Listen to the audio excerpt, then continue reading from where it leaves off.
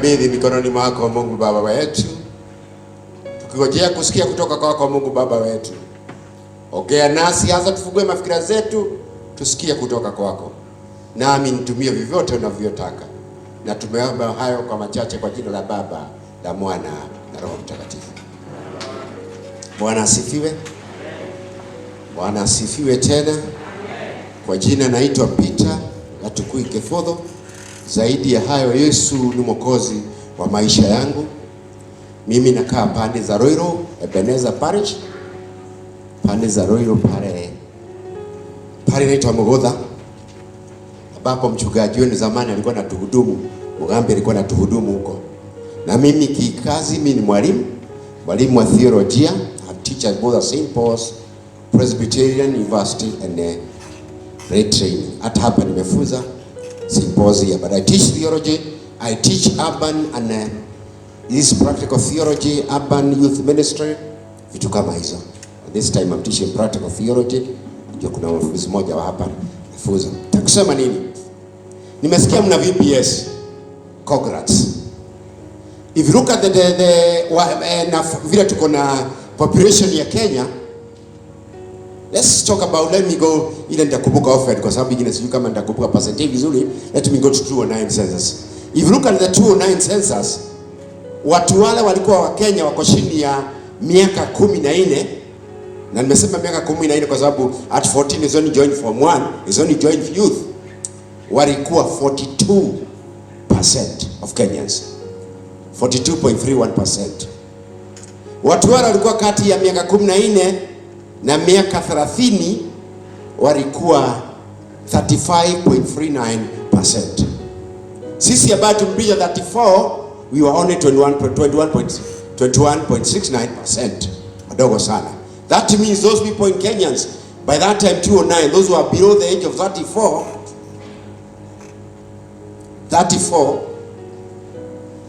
there were 78 and some percentage there. Bwana asifiwe. And now the current census tumefanya, those below the age of 34, we are more than 80%. And our church, the Presbyterian Church, is divided, imeganishwa mara tatu, na kanisa tatu. Kanisa ya kwanza is the one that you look at the history of the church. Tukiangalia historia ya kanisa about 300 years, watu wakarealize watoto hataki kuhubiriwa. That's why you find we call it a church school. It's a school. That's the church school ya kwanza. Below 14 years kurudi chini. Na hao ndio wengi sana. Then when you have a BVBS, you have the future church ya kesho. Hao ukiwatengeneza vizuri, wataenda youth wakiwa wazuri. Umetengeneza youth. Watu wengi hupotea wakifika kanisa ya pili, na tunaita youth wanalika. That's 14 to 34 years. Na hiyo hatujali. Bwana asifiwe. Na tunakuta hapo ndio watu wengi hupotea. Na akitengenezwa na ile mtu amefika 34, huyo atahepa kanisa. Ni gumu sana kuhepa. So congrats. Na iendelee because vocation Bible study are very very important. Every holiday. Lazima. Because we need to be deep rooted. Na hiyo ndio hata masomo ya leo inasema being deep rooted kwa mambo ya kanisa, kwa mambo ya Mungu. Siku ya leo is a Christian Education Sunday. Na theme ya leo is a call to restoration and revival. Restoration, and most of us tutaongea mambo ya wokovu. Ya wokovu. Na ndio hebu nimfuza kitu kidogo. Kwa sababu Wakristo wengi wamekuwa heretical, ni watu wanapeleka meaning yao kwa Bible. Tafadhali ndio naona kama mwalimu nimfuze. Unasoma Biblia namna gani? Kwa sababu sasa hivi unasoma Biblia, Mungu ndiye anaongea na wewe. Naona mshie na njia ya maombi. Na unakuta kuna watu wengi hawasomi Biblia, kwa hiyo Mungu haongeagi na wewe. Ukisoma Biblia ndio Mungu anaongea na wewe. Na ili Mungu aongee na wewe, unasoma Biblia namna gani? Tuangalie kama verse ya rahisi sana. Sina John 3:16. Ukienda kusoma saa hii, watu wengi wanaonanga naijua, wanasoma akiwa naijua. Na siku ya leo nataka kufuza kidogo. Ukitaka kuwa Mkristo mwema, wakati wote unafungua Biblia, unajiuliza, Mungu anataka kusema na mimi leo nini? That's why we talk about, kwa theology tunasema tunaita exegesis, bringing out the meaning. Kulete, ukienda kusoma Biblia wakati wote, unajua ni mtu anataka, Mungu anaongea na wewe. Unajiuliza, unataka nini? Bwana asifiwe. Kwa hivyo, hata sex kama unajua, hujui, ni Mungu unasoma ili Mungu aongee na wewe. Bwana asifiwe. Lakini ukisema kama unajua, unapeleka meaning yako kwa Bible. Na hiyo imeharibu kanisa sana. Wakati wote unafunga, ninasema nini? Wakristo ni wengi sana, ni Wakristo na wanaamini Biblia lakini hawaisomi. Acha niongee kwa Kiingereza hapa na mnisamehe. When you read the Bible, you're having a chat with God. God is talking to you. You return it in form of prayers kwake. So you must balance prayers na kusoma Biblia. Na ndio hiyo ile tulimba ya kwanza. Na tunataka sasa tufanye exercise. Twende Ephesians. Ephesians chapter 3 verse 14. Tuone hizo verse. Hatutasoma the 14 tuanza 16. Uone vile na mimi. Kitu ya maana sana. Verse 14 verse 16 nasema nini? Na muone Mungu awaimarishe kwa kuwatia nguvu mioyo yenu kwa njia ya Roho wake kwa kadri ya utajiri wake wa utukufu kwake. A very rich. Ili hao ni maombi.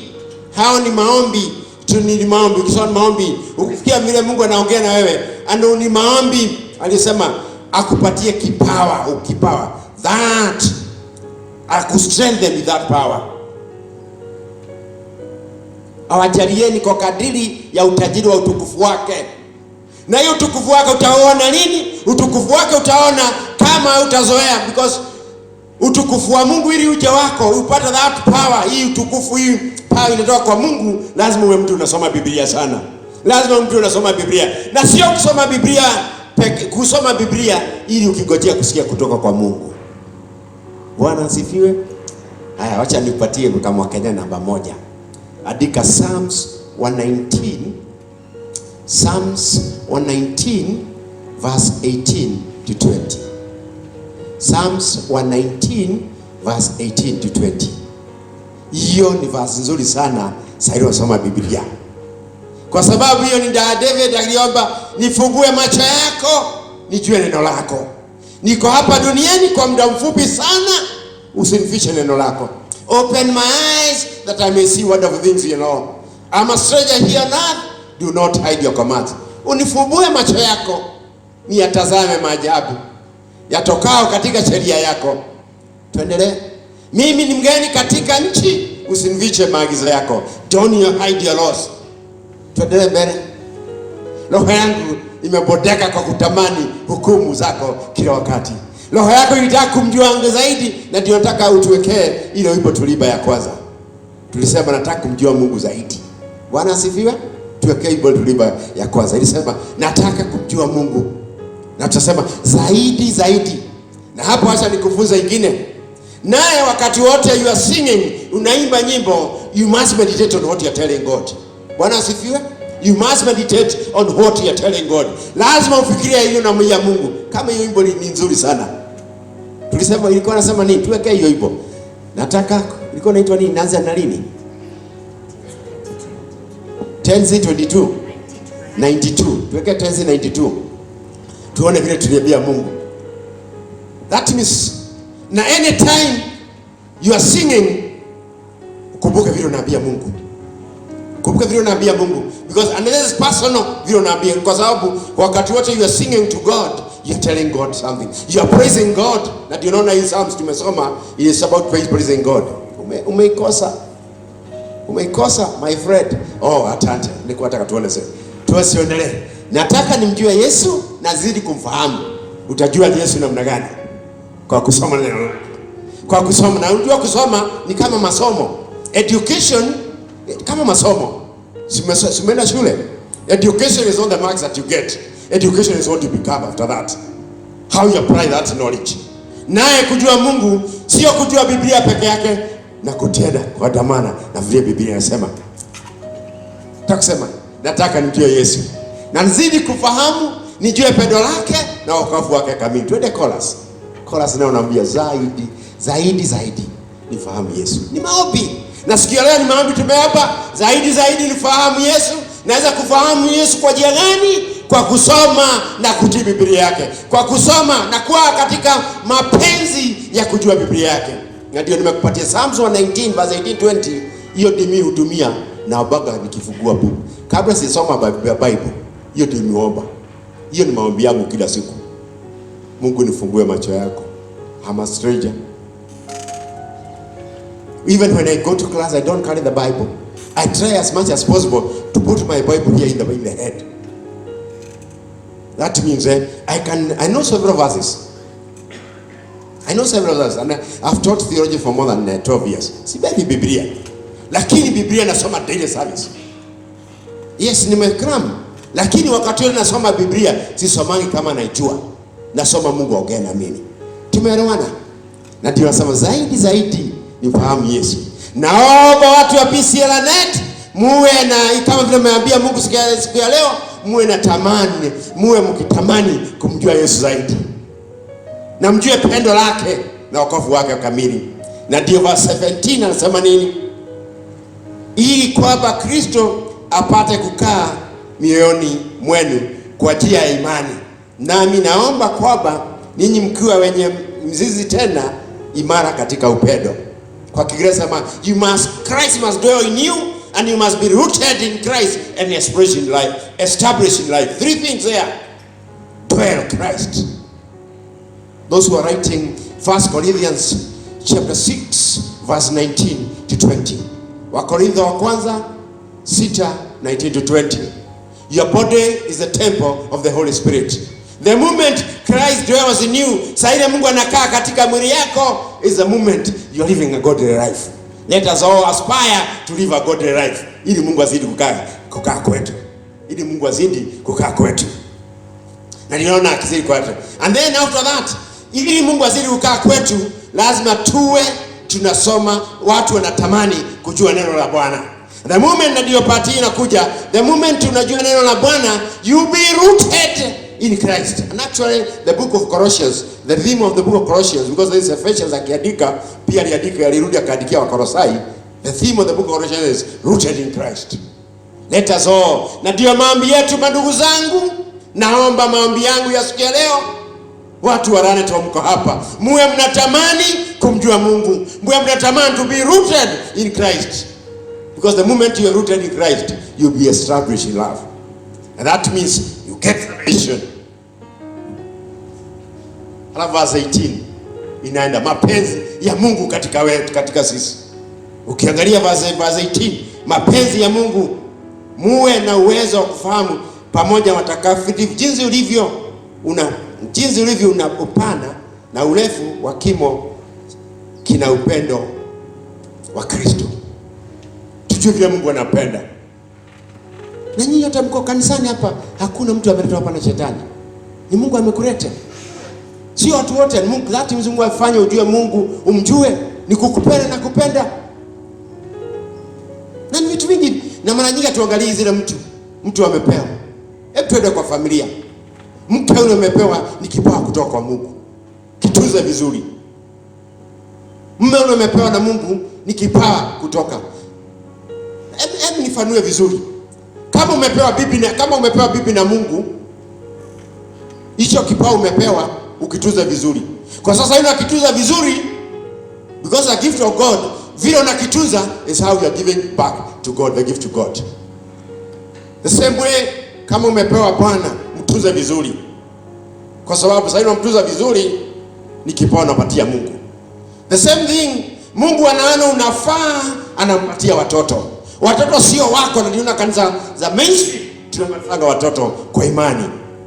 Hawa watoto Mungu amekupatia, lazima nao sasa hilo na watunza vizuri na walea vizuri, ndio nao tukibatiza katika faith yako, unakuja unasema hapa utaumlea, na kanisa inaulizwa pia. Ukiwalea vizuri ndio unapatia Mungu kipawa, unaotia Mungu ni kipawa umepewa na Mungu. Freely given, na unampatia na vile unapatia Mungu kipawa na vile unaotunza. Bwana asifiwe. Unawapatia kwa dhamana vile wanatoza.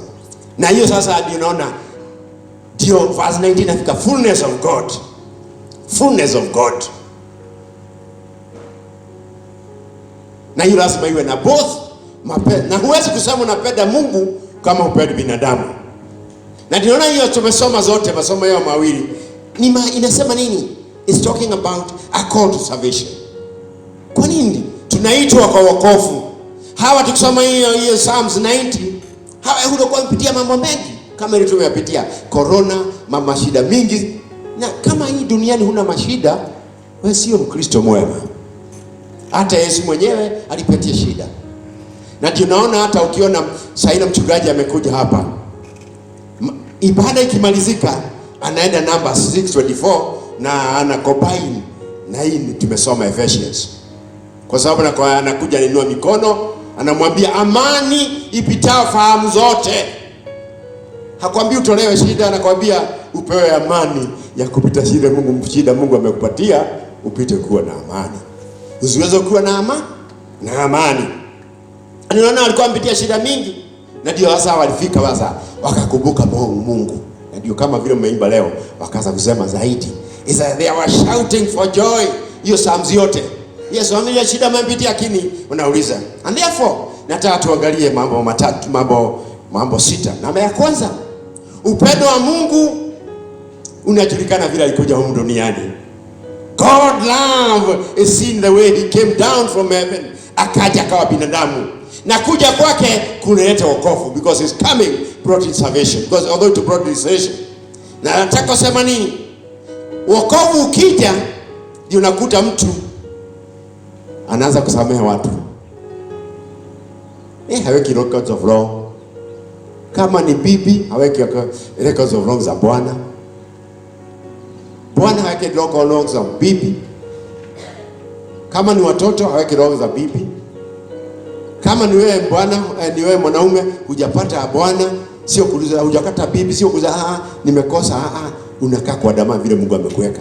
Kama wewe ni mama huna bwana, ni Mungu alipanga life yako, na life yako yadikae vile Mungu alipenda. Tunaelewana? Hata hujapewa vitu vya bwana moja. Kwa hivyo in the situation you are, unakaa hivyo, na sio kusema wote watapata. Hapana. Kupana. Na they must be realistic. Kuna watu watalawa, wengine hawataoa. That's realistic. That's realistic. Kwa hivyo pahali popote unakaa, na kwa sababu umekuja katika kutoka kwa jamii yako inakuwa you forgive one another, because again wokovu ulete forgiveness. Wokovu ulete maneno matamu katika jamii. Na ndio unaona ukiokovu ukija, kama umeokoka lazima uangalie vitu hivi. Let me give an example. Kama hasa bibi yangu amekuja, ametoka, kitu ya kwanza niangalie uso yake, non-verbal communication. Lakini if I'm not concerned, nikute amekuja amenyawaza, amechoka, labda anafanya kazi zake za jikoni haraka, okay? Si amechoka. Definitely unakuta watu wengi watasema huyu amenikasirikia, na huo okay. But you must be concerned for them. You must have concern. Kwa hivyo wokovu ukija na kwa mtu concerned. Hata watoto concerned. Ukiona mtoto amenyamaza, unamuuliza ni nini? That means inaleta concern. Ndio inaleta relationship ili iende. Na relationship inaenda vizuri when the moment pitu amekuwa concerned. Na ndio nimeanza hapa kusema ile bibi uko naye is a gift from God. The husband you have is a gift from God. Ule mzazi uko naye is a gift from God. Na hasa siku hizi watu wakipata pesa au wasome wanaanza kujigamba. What you are, mama yako baba yako ndio alikupeleka ukakafanya vile huko, ndio alikuguide kama vile huko, na unaliga na mpunguzo mpaka pupuna baba wazazi wako. So respect them the way they are. They guided you. Hebu nikuulize wewe, watoto wale uko nao, si unataka naye pia kuheshimu? Lakini watakuheshimu kulingana vile unakaa, wazazi wako vile wanakaa, unawaweka. Tunakuwa tukija town tunasahau wazazi wetu. You are what you are. Mzazi ndiye alikuongoza. Kwa hivyo wokovu ukija, mtu anakuwa na utu. You become humane, anakuwa na utu. Wokovu ukija inamalizanga hii mambo ya loneliness, mambo ya stress inapunguza, kwa sababu unajua hata Yesu alipitia hapo, sio mimi wa kwanza kupitia hapo. Na this life is full of struggles. Kwa hivyo even you went to the far of defeating death. Wokovu unaletanga triumph. Triumph unaleta ushindi. Unaleta ushindi mambo mingi. Wokovu unaanza kitu tunaita individualism, kila saa kujiona. Na tumejipenda sana. There is a time tulikuwa na party na students. Nikachukua student 5 nikawaambia, I want you to critically analyze the behavior ya watu. Si nyama zimewekwa kwa meza. Mtu akikaribia nyama kama iko kule, mtu akikaribia unakutaga anaangalia nyama na anaanza maombi. Ile nyama anaanza kulenga ile itachukuliwa kujipenda. Si mnafanyanga hivyo? Hata mkila nyama hali wote mnatafutaka kale kazuri kwanza, ndio malize na zinge. Hata wengine hawezi kula mfupa kwanza, ili wale wengine wasikula kule kumchida, kujipenda. Na wokovu kija unapunguza hayo mambo, unapunguza kujipenda. Hasa katika familia, the needs of your partner are more important than your needs. Hiyo wokovu ndio inaleta hivyo. Ndio kuna ndoa mara mbili. Katika dunia both parties must be happy. Kwa hivyo ni element of divorce. Lakini katika Kristo, kama ulifanya hapa harusi, ulisema for better for until death separates you. Na sio kasisi uliambia hapa, uliambia Mungu. Uliambia Mungu. Kwa hivyo wokovu unaleta nini? Wokovu unaleta mara mingi. Lakini mara nyingi tunaogopa kuokoka kwa sababu tunafikia tukiokoka hatutafanya makosa. Nataka ukienda nyumbani, enda usome Biblia. It's Romans chapter 7 verse 1 to 6. Romans chapter 7 verse 1 to 6. Usome Paul vile anasema. We understand kwanza. Alafu usome ya pili, Romans chapter 7 verse 7 to 13. Romans chapter 7 verse 7 to 13. Alafu mwisho malizie na Romans chapter 7 verse 14 to 21. Romans chapter 7 verse 14 to 21. Kwa sababu ukiwa binadamu makosa iko. Mara nyingi hatupendi kuokoka, hatupendi kuokoka kwa sababu tunaogopa. Tuna ile fikira mbaya, zile fikira za kishetani, ati ukiokoka utafanya makosa tena. We are human beings. Katika Biblia mtu hajafanya makosa ni Yesu peke yake. But as you go along, mtakoje wokovu ni nini? Because wokovu ni kupunguza human desires.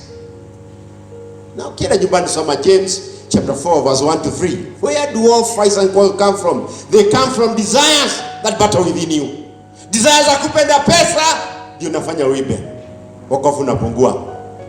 Desire ukiambiwa kitu, mimi siwezi ambiwa hivyo, unapiga bibi yako kofi. Kristo anapiga bibi yake kofi, ni mjinga. Bwana asifiwe. Hata kama nimesema vibaya kwa pulpit, but allow me to say that way. In the modern world ni baya. Why can't you reason? But because of your desire, unaona utumie kifua. Na ukiona mtu amefika kutumia kifua, hata ku reason, si ujinga umeingia. Bwana asifiwe.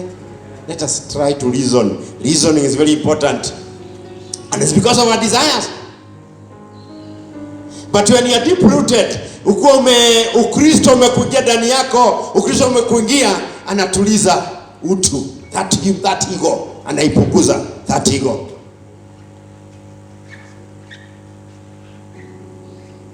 If you're able to control that desire, you'll be able to serve others. Sio kila saa unaona wengine una serve others. The moment you control that desire, you're able to serve others. And that desire is a desire to be like Christ. Mimi nipatie mfano mzuri. Yesu hapa ndiye ameshikwa. Huu ni Peter, ameona Yesu ameshikwa. Peter anakata mtu masikio. Yesu anasema Peter, anamwambia umefanya makosa. Ule alikuwa anakuja kumchika, anafanya miracle na mponyesha hiyo masikio. Kama leo ungefanya nini? Ungesema asante sana, ungeambia Peter asante sana. Lakini Yesu anamwambia sio fanya hivyo. Don't be self-centered. Ile kitu umetumia dunia nzima is self-centeredness. Individualism. Hata tukienda the world economies, this issue of individualism ndio imefarika. Unakuta mahali kama Kongo, Mahali pote kuna go, kuna minos, hakuna barabara. Kwa sababu wale wanatengeneza hiyo minos ili watu wasiende. Serikali isijue ni gapi. Inakuwa ni corruption, individualism, ili wapole mali ya Kongo yote. Hata kwenu ni hivyo. Because of individualism. Na hiyo imeingia mpaka kwa watu wa kanisa. Mpaka kwa watu wa kanisa. Ndio nakuuliza Mungu hapo. Siku ile Mungu anatuliza katika familia yako. Do you consider others? I'm a father of 2 young men. Those 3 and my wife is God given. So the interest will be before mine. Si Mungu ndiye amenipatia. Yes, ni wale. Na kipawa mkivu na mimi nauchia Mungu shukrani na vile na watreat. Mamangu, my father is not there. Mamangu, yes, she's a retired elder. She's an old, alifika class 8 ili early 50s. Kwa hivyo alikuwa amesoma sana, alikuwa mwalimu. Hata kama ninapata degree ya 3, nani amefanya nifike hapa? Si na babangu ndio ameniguide. Hafu yeye ndio walikie. Ati nione wakati wetu na nini, naona kuna wale wako hiyo group yako. Mtu yote kwa over 40 kwa dabara hivi. Wakati kulikuwa na hizi za kutengeneza chakula. Chakula ilipewa vipi? Si ni ndizi. Mama na boda na meno anatoa na kuweka kwa mdomo na kula na unamligia. Si tumepitia hapo. So you are what you are because of your parents. You are what you are because of your parent. And that's to be deep-rooted. Unaheshimu vile wako na kukumbuka hawa ndio Mungu alim. Because never ever in life compare your parents na wazazi wengine. Inaambia wanalika. I worked as a youth pastor in Thika for 6 years before I started lecturing. And I know youth. Sasa zingine wanataka kuonekana wazazi wao. Mzazi wao ni Mungu. Sasa ile mzazi wako na Mungu, you compare mzazi wako na mtu mwingine, then wewe una wokovu. Because unaambia Mungu alikufanya makosa kupatia hiyo mzazi. Mungu hakufanya makosa kwa sababu Mungu alijua pale utapitia. Na hapo ndio ulipitia. Alijua utapitia katika hiyo familia na hapo ndio ulipitia. And therefore wokovu unaleta nini? You are always spiritual awake. Na spiritual awake ndio unaona Psalms 90, kila saa mahali unaenda unatoa maneno ya kupraise God. Unatoa maneno ya kuleta utukufu kwa Bwana. Kuleta utukufu kwa Bwana. As a Christian, maneno yetu we must be present. Maneno yetu ina encourage watu bali watapitia. Mkristo lazima awe kind. Ati matendo yako yote inaonekana kama Christ. Na ndio naona wanaandika muandike Colossians 3:23. Colossians 3:23. Whatever you do it like Christ. Kitu unafanya uza kama ni Yesu angefanya nini? And therefore you set an example of godliness. Kitu yote unafanya inaonekana ni Ukristo na hiyo ndio wokovu.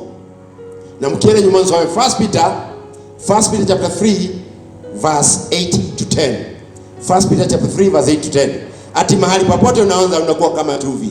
Chumvi kuweka kwa chakula inaleta flavor. Mahali popote unapitia unafanya watu wawe na appetite ya kutaka neno la Mungu. Na kuhubiri sio peke yake nafanya. Vile unakaa ni kuhubiri. Vile unatuza familia yako na kuhubiri. Vile ukikuta watu wakipigana, watu unapitia, unaacha watu wakiwa na amani, hiyo ni kuhubiri. Na kuhubiri sana vizuri ni kuhubiri na matendo. How you believe. It's more preaching than what you say with your tongue. Now, the starting point ya wokovu ni nini?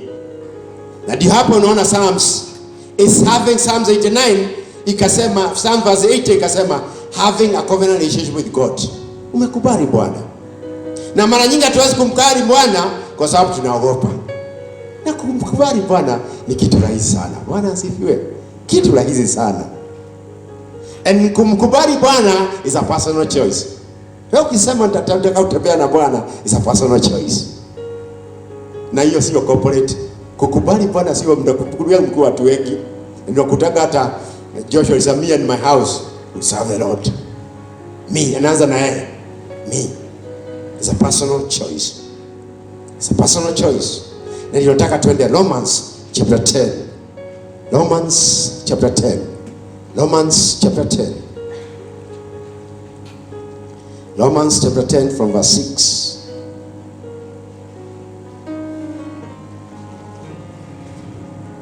Romans chapter 7 verse 6. Lakini ile haki itokanayo na imani husema hivi, useme moyoni mwako, ni nani atakayepanda mbinguni, yani ili kumleta Kristo chini, au ni nani atashuka kwenda kuzimu, yani kumleta Kristo kutoka kwa wafu. Lakini andiko lasema, lile neno ikaribu nawe. Ninyi nyote mkija kanisani neno mnaisikia. Bwana asifiwe. Neno mnaisikia. Mkija kanisani neno mnaisikia. Lakini ile kitu nakupatia shida ni kurespond. Umesikia neno la Mungu muda mrefu sana, lakini ukiwokovu, you must respond. You must respond. Lazima ujibu. Lazima ujibu. Because the gospel is by hearing, kusikia neno, believing, and then you confess. Lakini pale shida inatokanga, watu wataki kuconfess kwa sababu ya tuoga. Na unajua ukiconfess sasa, ukiconfess unakubali Yesu awe mwokozi wa maisha yako, ni kusema unasema, Mungu nataka kutembea nawe. Nataka kutembea na wewe ili akusaidie. Ili akusaidie. Na ni kitu kiko rahisi sana. Na mara nyingi tunakosa, kama mimi niko na shida kwa sababu kufanya unafanya kazi mimi. I was working in the hotel industry, I was for me much for Casino Malindi by then.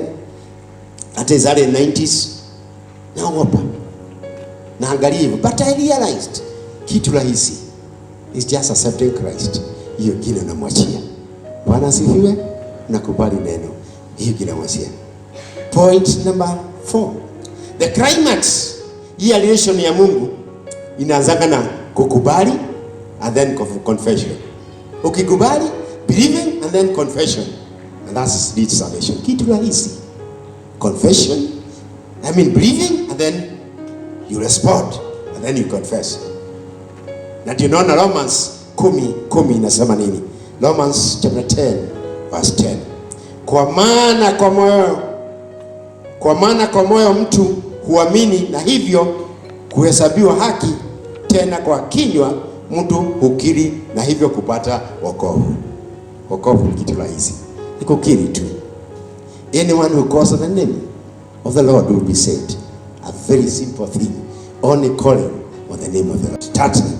And then you get fulfillment in Christ. Now the moment you mesema na mdomo, you hate sin. You start hating sin. Mara nyingi, let me give my own personal testimony. When I got saved, that was now 1994. I was smoking. Mwezi wa kwanza ya pili nilisumbuliwa nakuta nikaa na 3 months. Unakuta zingine umejificha, umeenda kadukani umenunua kasigara kwa sababu unasikia kiu ya kasigara.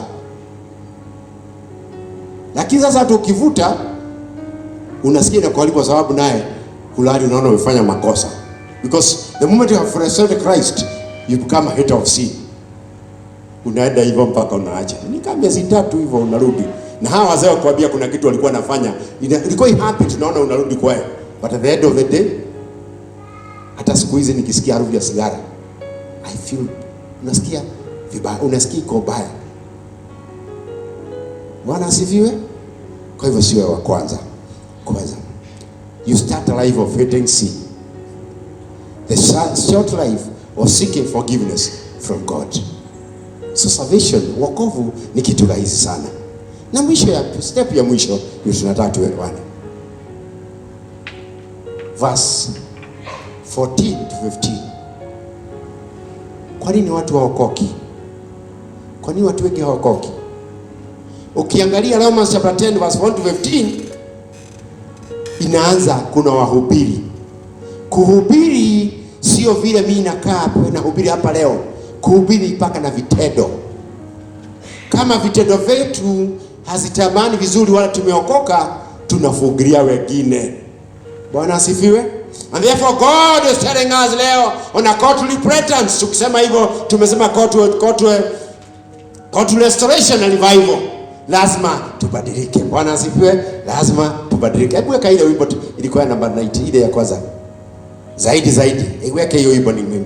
So, tuanza tubadilike because sisi ndio tunahubiri. Matendo yetu inahubiri, vile tunafanya na hubiri. Kwa hivyo, kama tunahubiri vibaya, tunazuia watu wengine wasiokoke. Because Mungu ametutuma preaching good news, not only what I'm doing, but also my actions. Ili wale watu naye number 3, kwa sababu kuna hii preaching, Sunday the preachers preaching the good news, and then there's number 3, hearing the message. Ili wanaone menendo yetu, waone wahubirie. Vile nafanya ni wahubirie. So, lazima tuwe wahubiri. Na sisi wote nane tumeitwa ndio muwe wahubiri. Kuhubiri sio hii mpaka matendo yetu ni kuhubiri. Ili mwishowe watu wapate response, wakubali Yesu. Kukubali Yesu ni kitu gani? And that is believing in him and calling on the name. Na ndio tumesema nataka nimjue Yesu. Tulia Mungu, nataka nimjue Yesu na nzidi kufahamu. Nijue pendo lake na wokovu wake kamili. Sisi zote tuko hapa. Umejua wokovu wake. Nini inazuilia usijue wokovu wake? What is making you not call on the Lord? Very simple thing. Ukiwa hapa au ukienda nyumbani, ni kitu gani inazuilia usimuite Yesu? Kuja hapa kanisani, nyinyi wote ni Mungu amemleta kanisani. Lakini unakuja kanisani lakini hutaki wokovu. Ni kitu gani inakuzuia usiokoke? In the name of the Father, the Son, and the Holy Spirit. Baba wetu, tukijua katika wema wako ndio ulituleta hapa. Mungu Baba, katika wema wako umeongea nasi, na katika wema wako Mungu Baba tumesikia. Mungu Baba, tuomba tukitoka, Mungu Baba, help us to respond. Help us, God, to respond on what you have heard and what we keep on hearing about your God and our Father. Na sasa imefika wakati uende nyumbani, twajikabidhi mikononi mwako ili uandamane nasi na utuongoze na ukae katika manyumba zetu. Tupe amani katika manyumba zetu, kule tunafanya kazi na vyote tunafanya. Mungu Baba, tumejikabidhi mikononi mwako tukijua utatembea nasi na utatuongoza. Na ni katika jina la Baba, la Mwana na Roho Mtakatifu. Na neema